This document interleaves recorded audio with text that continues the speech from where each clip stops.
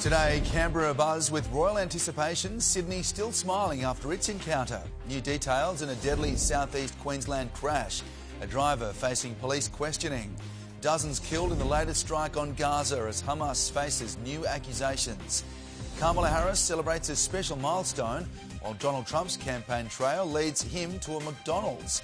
A major win for homebuyer hopefuls in Victoria, stamp duty slashed. And have you checked if it's bin day? A man's mad rubbish dash today, Monday, the 21st of October, 2024. Good morning and welcome to Today Early News. We want to begin this morning with the royal tour. The King and Queen heading to Canberra in just a few hours' time, where they'll meet with the Prime Minister and greet crowds at Parliament House. Australians have already had a taste of the magic of the monarchy, with crowds dazzling in New South Wales. Basking in the Sydney sunshine, the King and Queen greet their people. This is what they travelled 16,000 kilometres for. Shaking hands with all generations from every corner of Australia. You've actually reached from Tasmania. For one Adelaide student, it took a 6 a.m. flight to make this moment a reality. Okay, guys, we'll create a bit more space for us, lads. Thank you. A shout out to Mrs. Grave, who asked me to wear my uniform, if you're watching this. The King even spotting his old polo coach among the church crowd. Well, his Prince Philip, his father, said to me, "Will you help the boy?" many years ago, and I said, "Of course I'll help the boy." And the boy's now king. The monarch ignoring protesters before making his way into the heart of the city to address a parliamentary gathering. I first came to Australia nearly 60 years ago, which is slightly worrying. His love for our country is still as strong now as it was then. It just remains for me to say what a great joy it is to come to Australia for the first time as sovereign. Outside, His Majesty found himself among the masses. Welcome to Australia. A warm reception the King hopes will be repeated in Canberra today. 2 people have been killed and another is fighting for life this morning after a head-on collision on a major Queensland highway in Brisbane's north.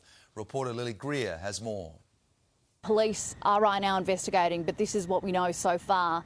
The white car was travelling eastbound towards Caboolture from the Woodford area with 3 people inside, while the Pajero, it was travelling westbound towards the Woodford area with 1 person inside, the driver, when these 2 cars have collided in a destructive and deadly crash that prompted an enormous response from emergency services. We saw rescue choppers race to the scene as well as paramedics, and from our own news chopper we could see paramedics working desperately to save and treat those injured in the crash, though despite their very best attempts, 2 people passed away at the scene. 2 people from inside that white car, a man and a woman, while another person who was inside that car, a woman, was taken to hospital via rescue chopper in a life-threatening condition.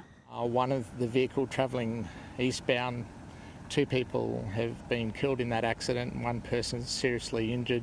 The driver of the westbound vehicle has been arrested for dangerous driving. That driver, he was driven to hospital in a stable condition, and police will no doubt be trying to speak with him.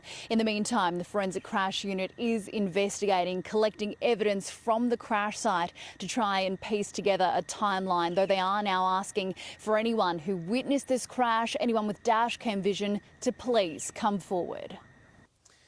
A brave jewellery store worker has taken on armed thieves after their store was targeted in broad daylight in Melbourne's north. The thugs smashing through cabinets and stealing thousands of dollars worth of jewellery before they were chased off by one worker with a stick. Families inside the Craigieburn shopping centre forced to flee the store to take shelter. Scary, it's horrible. Like, whoever did it done it on a Sunday where there is families here. There was just a bunch of crashing and people screaming and running. All I could think of was just trying to hide my daughter so that if anything happens, she'd be safe. Police are looking for 4 offenders who jetted off in a dark-coloured Mazda CX-5. Police are this morning treating a drowning at a river in Sydney's southwest as a suspected murder-suicide, according to the Daily Telegraph. Witnesses at the Landsvale scene telling police they saw a mother jump into the Georges River with her 2 children on Saturday morning, then attacking bystanders who tried to save them. To the Middle East, and there are claims at least 87 people, including children, have been killed by an Israeli airstrike on northern Gaza. Live to Nine's Europe correspondent Hannah Sinclair in London. Hannah, good morning. The violence continues. Good morning, Alex. Yes, sadly it does. The Hamas-run health ministry says at least 87 people have been killed in an Israeli airstrike on northern Gaza. Distressing images from the scene show children among the dead, with the UN warning the nightmare in Gaza is intensifying. But the IDF claims the number of people killed has been exaggerated by Hamas. The attack comes after the IDF killed Hamas leader Yahya Sinwar and released footage of him from just hours before the October 7 massacre he orchestrated in southern Lebanon. The IDF says it's used explosives to destroy a vast underground route used by Hezbollah. Meanwhile, across the border, Israeli firefighters have had to tackle fires caused by 160 Hezbollah rockets fired at northern Israel. A short time ago, Israel Prime Minister Benjamin Netanyahu convened his security cabinet to discuss the country's response to Iran's ballistic missile attack. Meanwhile, Israel's foreign ministry has threatened diplomatic and legal action against France after Paris banned Israeli companies from a top naval trade show whose weapons have been used in Gaza and Lebanon as global calls for a ceasefire continue.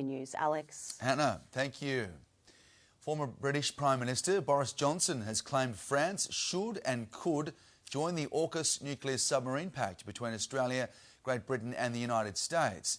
Johnson says the country already collaborates on nuclear technology with the UK and that it's part of the Great Western Alliance. Sydney's entertainment quarter at Moore Park is set to get a multi-million-dollar makeover and a redevelopment plan to transform it into a late-night hub. The project sports a new indoor performance space for live music, more restaurants and bars and upgrades to the old showgrounds.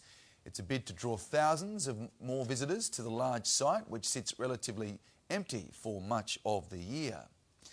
Victorians who will buy an apartment will soon save $28,000 in stamp duty under the government's new plan to have them slashed. Today's announcement will see a new 12-month stimulus plan to encourage developers to build and bring in more affordable housing options. Buyers will be able to save thousands on all off-the-plan townhouses, units and apartments in Victoria. Today's top sports stories, and Generation Z has been dubbed the most stressed-out generation according to research done by chewing gum brand Extra. We'll get to sports shortly. The study indicating 70% of Gen Zers turn to chewing gum as a way to release everyday stresses, close to 60 claiming they chew more than once a day. Top worries included traffic, running late and money. Sport now. And Blaise Talangi will be a sponge during Samoa's 2-week tour of England, where he'll spend time with 4-time premiership winner Jerome Luai. The former Eels rookie wants to learn as much as he can from the Tigers bound 5'8", as he looks to step into his shoes at Penrith next season. I'm going to go there. I've got an opportunity. I'm going to, work hard for it. And, if that comes my way, I want to take it with both hands. But I'm just looking forward to, this tour and, learning off him and everyone here. Talangi will have to battle Jack Cole and Brad Schneider in the pre-season for the number 6 jersey. Hannah Green has held off a late surge from Celine Boutier to win the BMW Ladies Championship in South Korea. The Australian clinching the title with a birdie on the 17th, finishing 1 stroke clear of her French challenger. The result means Green becomes the first Aussie to win 3 LPGA events in a year since the great Carrie Webb in 1997. Taking a look at the weather across the country, starting in Brisbane, a mostly sunny day ahead, 28 degrees, a top of 21 and a possible shower heading for Sydney.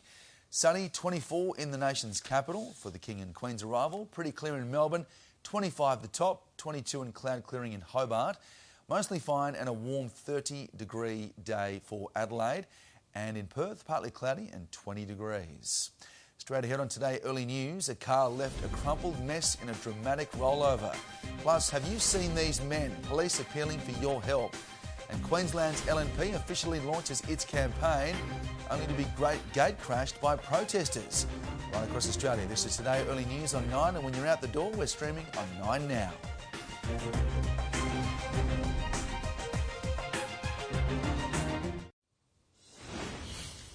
A driver travelling at high speed has crashed and sent his car rolling several times before coming to a stop on a southwest Sydney footpath. The 32-year-old driver was taken to hospital from the Macquarie Field scene in a stable condition after being trapped inside the vehicle before emergency crews arrived. Police now investigating the cause of the crash. A car has crumpled after smashing into a concrete lane divider inside Sydney's busy M4 tunnel. Several other drivers pulled over to help, with the driver inside the vehicle at Ashfield taken to hospital with minor injuries. It's been a horror weekend on Perth roads, with 3 young men killed and 2 fighting for life after a car slammed into a home in the city's east. A grieving mother returning to the scene in Carlisle, remembering her son, Jaden. My son was the biggest goofball, but he was also independent. He was his heart, the biggest heart. The 22-year-old driver, Zach Halen, charged over the crash, faced court from hospital yesterday and was denied bail. New CCTV has been released this morning of 2 male offenders police believe were involved in an armed robbery in rural Victoria. Store workers claiming the men threatened them with a gun and a knife, the pair making off with cigarettes and cash in a dark-coloured Ford Falcon sedan with a fake number plate. It's Shepparton. With just over 2 weeks until America's presidential election, Kamala Harris has gone to church to preach her message of hope, while Donald Trump is off to McDonald's. Let's go live to Nine's US correspondent, Jonathan Kersley. Jono, good morning. The former president is trying to cook up an election win. Absolutely. Donald Trump is arriving in Pennsylvania at a McDonald's to be America's chip fryer-in-chief, if you like. He's long poked fun at Kamala Harris, saying that she had worked at McDonald's when she was younger. He has been arguing and claiming that that never was actually the case. So he's pulled off what is essentially a bit of an election campaign stunt to turn up at this McDonald's today. The crowds have been lining for hours. Snipers had been on the roofs of neighbouring buildings for hours. And here you can see, there he is, the Macca's apron on, still wearing the red tie and the suit. Inside that McDonald's, he's expected to head off to an NFL game later today. But in the seriousness of the campaign, Kamala Harris, who is turning 60 today, has turned her attention to going to church, to 2 churches in Georgia that are largely black American congregations, to preach her message of hope, trying to woo in more black American voters, an area that some polls have indicated she is struggling in. And this is some of what she had to say earlier today. What kind of country do we want to live in? A country of chaos, fear, and hate, or a country of freedom, compassion, and justice?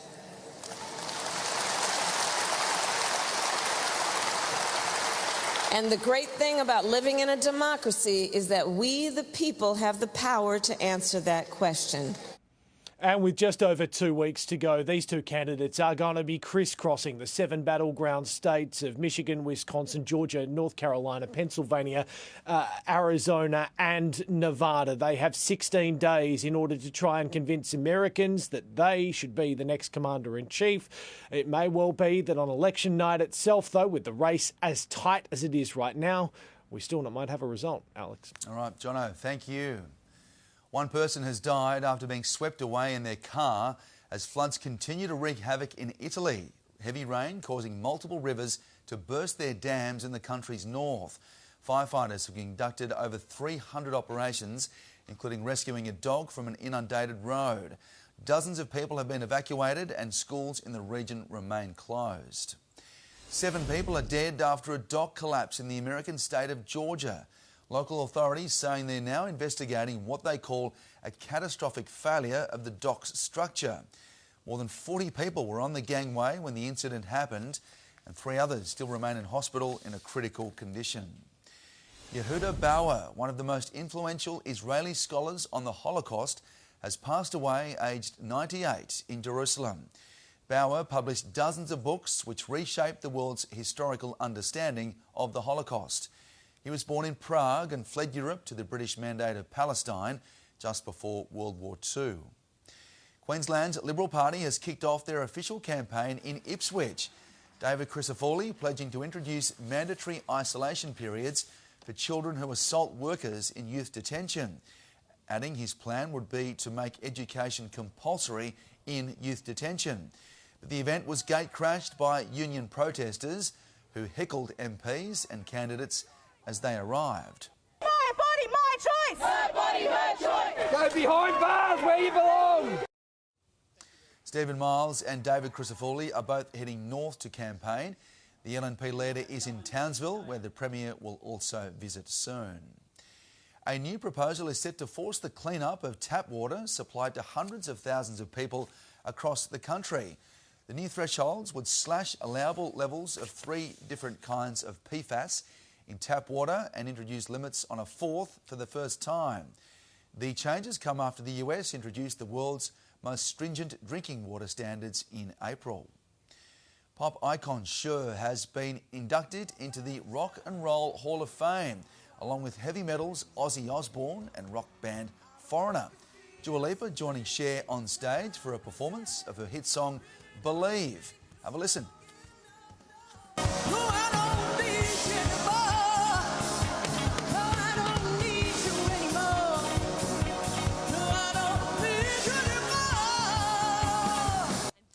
Cher was introduced by Zendaya, who noted that the 78-year-old is the only woman to have a #1 hit on a Billboard chart every decade 7 times in a row. Coming up on Today Early News, Ben Hunt's contract saga expected to roll on for another month, plus 2 of Australia's favourite sports that won't feature at the scaled-back Commonwealth Games. And one man takes the term bin run a little bit too literally.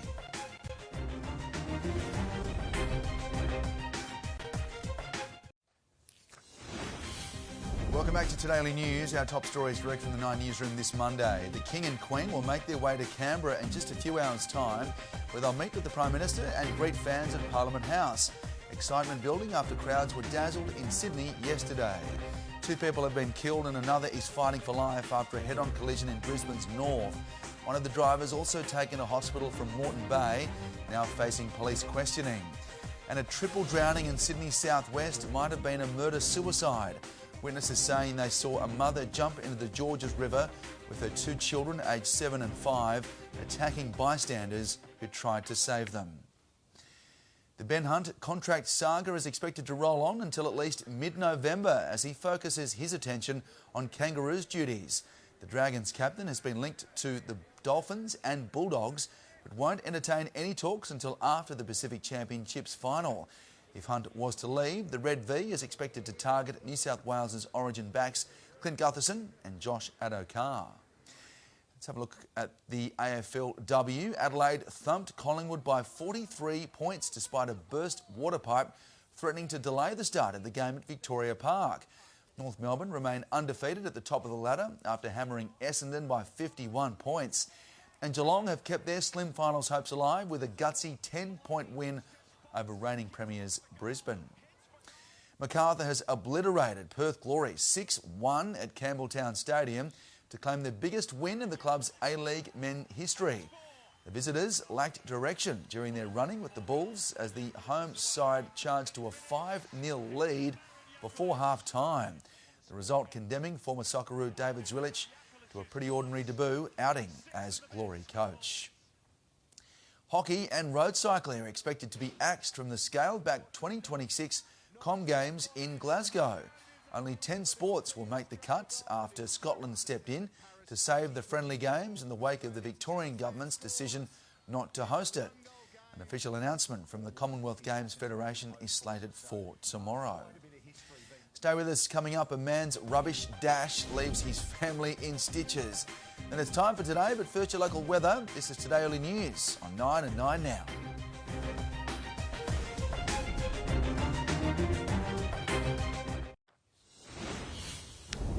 Weather shortly. Now, we've all been there, chasing after the bus or train when you're late. But what about chasing the Garbo when you've forgotten it's midnight? Yeah, a Victorian man has been filmed taking matters into his own hands, sprinting after the truck. And it all paid off. The truck driver deciding to stop for him. All the while his girlfriend watched on, laughing from afar, capturing it all on video. Well done, that young man. Taking a look at today's weather, a trough extending over the country's north and east is bringing low cloud and the risk of thundery showers over northern WA and the Northern Territory, Queensland and into New South Wales. And high pressure is building in from the Bight, bringing cloud over the southeast. Let's have a look at the temperatures around the country today, starting in Brisbane, a top of 28 and mostly sunny, 21 degrees the top and a possible shower heading for Sydney. Clear and 24 in Canberra. Melbourne mostly fine today and 25. Cloud clearing in Hobart reaching 22. 30 in Adelaide today and mostly sunny. Partly cloudy and 20 degrees, the top in Perth. And in Darwin, a warm 34 degrees.